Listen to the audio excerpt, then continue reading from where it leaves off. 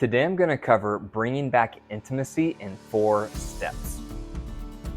Welcome to the Dr. Wyatt Show, where developing a long-lasting, happy relationship is the status symbol to achieve, and following my tools is one path to help get you there. I'm your host, Dr. Wyatt Fisher, a licensed psychologist specializing in couples counseling. Be sure to click subscribe so you get notifications of future episodes, and follow me on social at Dr. Wyatt Fisher. And if you want to improve your communication for more love and less conflict, download my app today, Keep the Glow, KTG, wherever you get your apps. Do you have problems in your marriage feeling emotionally and sexually close? Well, a lot of couples do. Most low libido partners don't feel open to sexual contact because they don't feel emotionally connected. And most high libido partners don't feel open to emotional contact because they don't feel sexually connected. It creates the perfect standoff. And when emotional and sexual needs are not being met, couples start to wall off. And when you wall off, you start developing resentments. And then before long, you start feeling like roommates. And no one gets married to feel like roommates. The solution is my live virtual workshop coming up Thursday, June 20th at 12 noon Mountain Standard Time. This workshop is on 5 steps to improve your intimacy. We're going to go through the impact of emotional and sexual intimacy, the main roadblocks, and the main solutions. And it's only $29 per couple. The workshop is going to last around 1 hour, and there's even going to be live Q&A at the end. You're not going to want to miss it. So grab your seat today. Go to the show notes, click the link to register, and I hope to see you there. So today we're talking about bringing back intimacy in 4 steps. Why are we talking about this? We're talking about this because a lot of marriages struggle with physical intimacy. There's not enough of it. It doesn't exist for a lot of couples. A lot of couples have sexless marriages. And it's a real delicate balance to sustain a healthy sex life long term in a marriage. So we're going to talk about today how to bring it back, or if it is already there, how to have more of it, because research shows the happier a couple is, the more intimacy they have. The more intimacy they have, the happier they are.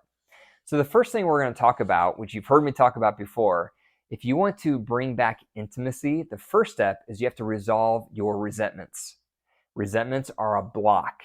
They're a wall. If you have unresolved resentments, you're not going to want to have physical intimacy with your partner. So ask your partner today if they have resentments toward you. If they say yes, Google Reunite Tool. That will bring you to my tool that I use and my master coaches use with couples to help them resolve their resentments. You have to use the Reunite Tool because the Reunite Tool keeps things safe. It's like guardrails when you go bowling. So instead of the ball going into the gutter, you put down the guardrails so that the ball doesn't go in the gutter. The Reunite Tool does the same thing with conversations around resentments, because most of the time when you have an active resentment, you can't even talk about it without the conversation escalating or someone getting defensive, and now you just avoid it, and that creates a wall. That's a barrier. So the first step to bringing back intimacy is resolving your resentments. The second step is building back your friendship. It's hard to have intimacy with someone you don't feel like you're friends with. And oftentimes through the years, we lose our friendship with our partner. Why? There's other things that take our focus. Kids, careers, hobbies, social media, you name it. And before long, we're not connecting anymore on a friendship level. We're not sharing our thoughts. We're not having quality time together. We're not having fun together. So we lose the friendship. So if you want to bring back intimacy, you have to work on bringing back the friendship by doing the things I just described. This is where you'll start doing emotional intimacy activities, and where you'll start having your dates together. You'll start having more quality time together, because it's hard to be intimate with someone you're not friends with. The third thing you want to do to bring back more intimacy is provide a lot of affection. How often do you touch your partner non-sexually? Most marriages are starving for non-sexual touch. Often, there's only touch when there's a desire for sexual intimacy. And then your partner picks up on that, and then they resent your touch. So you have to have non-sexual touching a part of your lifestyle. Think about all the moments you're around your partner. Turn that into touch. If you're with them in the kitchen, touch their back. If you're with them in the car, touch their knee. If you're with them at the dinner table, touch their hand. If If you see them right when you wake up in the morning, give them a hug. Incorporate daily touches so that it becomes normal. So you're frequently touching each other non-sexually. That will help you feel close, because it's hard to have intimacy with someone you never touch. Now I'm going to get into some topics that might be a little harder to follow, but are very powerful. Number 4 is stop pursuing your partner sexually. If you are pursuing your partner sexually, what is that doing? For most low libido partners, when they're feeling pursued sexually, they feel pressure. They feel on the spot. They feel like they have to perform, and that turns into obligation sex. And when obligation sex becomes the norm, research shows libido gets even worse. Now, there is a caveat here. I would say the minority of low libido partners want to be pursued sexually. So you have to check in with your partner first before applying these ideas to see if they want to be pursued sexually or not. They may want to. If they want to be pursued sexually, then ignore this step. But by and large, most low libido partners do not want to be pursued sexually, because when they're pursued sexually, it feels like pressure. And then they feel guilty, and then they feel like they have to give in, and then it's obligation sex. And then they hand over their body, but not their soul, because they really don't want to be participating, because it feels like pressure. So to bring back intimacy, you have to do the opposite. You have to stop pursuing your partner sexually. Think about it as the high libido partner is running after the low libido partner. If you're constantly chasing your low libido partner, they're never going to stop and run back toward you. They're going to keep running away from you. So the only way they're going to slowly stop running and come back toward you is if you stop chasing them sexually.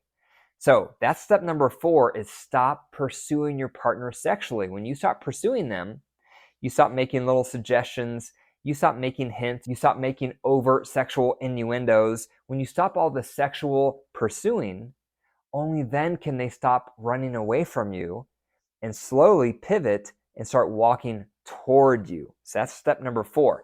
Step number 5 is satisfy yourself sexually. And this is a hard step. So if you're not pursuing your partner sexually, what do you do with your sexual energy? If you're a high libido partner, where's your outlet? Use yourself as your outlet. Pleasure yourself and allow that to become your satisfaction. Because if you're not pursuing your partner, you have to get your sexual needs met somewhere else. And out of your own ethics and integrity, get them met with yourself. Self-pleasure. So you can self-pleasure and mentally keep your mind focused on your partner, so you're practicing mental fidelity. But that's step number 5. Start satisfying yourself sexually, and that will help you not feel like you need your partner sexually. Because when you need your partner sexually, that makes it pressure. That makes you pursue them, and that makes them avoid it. That makes them run from you, and that turns it into no sex or obligation sex. So that's step number 5, is learn to satisfy yourself sexually so you're self-sustaining. So any intimacy with your partner becomes value added. It becomes a bonus. It doesn't become what you need to survive.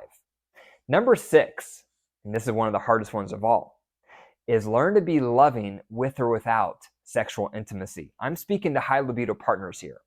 When you're high libido, it's very difficult to stay stable emotionally when you're not having sexual intimacy, because everything is wrapped up in sexual intimacy for you when you're high libido. How close you feel gets wrapped up in it. How good you feel gets wrapped up in it. How much pleasure you feel gets wrapped up in it. How important you feel gets wrapped up in it. How loved you feel gets wrapped up in it. Therefore, when you stop having regular sexual intimacy, your emotions can start to plummet. You can start to be distant with your partner. You can start to get crabby with them and agitated or passive aggressive. And guess what? They see that. They pick up on that. And then they learn to keep you happy. They have to give you sex. And we're right back into obligation sex. And then they feel like the only thing you care about is sex. The only thing you want is their body. And even though that's not true, that's how it comes off. So number 6 is learning to be loving with or without sexual intimacy. So what does that look like? That means you're stable. That means you're kind. That means you're friendly. That means you're warm with or without sexual intimacy. And what that will do eventually is show your partner, your low libido partner, that you love them no matter what, that you are committed no matter what. And what that does to them is it opens their heart toward you sexually. And that's what we want. We want the low libido partner to be open sexually. We want them to have a voice sexually. We want them to want to be sexual. We don't want it to be obligation. We don't want it to be pressured, because then you're both going to lose out. But that's only going to happen if you follow these steps. So number 6 is being loving with or without sexual intimacy. Because again, that conveys to your partner, my love is unconditional. And that's going to have the impact you want. Only then will your partner feel like, wow, they love me no matter what. And that will make your low libido partner more open toward you sexually. So this is something personally I had to do in my own marriage. I've shared my story before, and I'll share it again. When my wife and I got married, my wife had a lot of sexual trauma that was dormant. It didn't rise to the surface until we got married.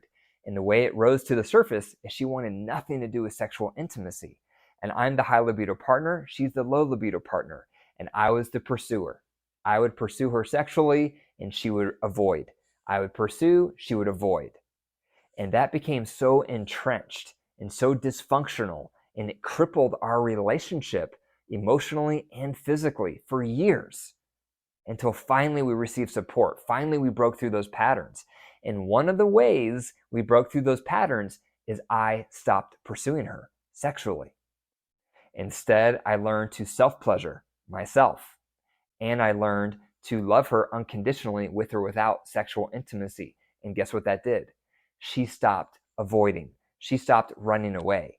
She stopped having obligation sex. And instead, her heart started opening up toward me, and she started walking toward me and being open and desiring sexual intimacy with me.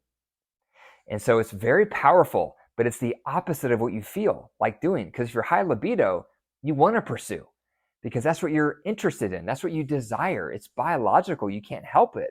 That's how you feel connected and loved. But by doing so, you create this dynamic where your partner's constantly avoiding. They're constantly leaving. They're constantly trying to get away from your sexual advances. And the more that happens, the more you pursue. So instead, you need to reverse this.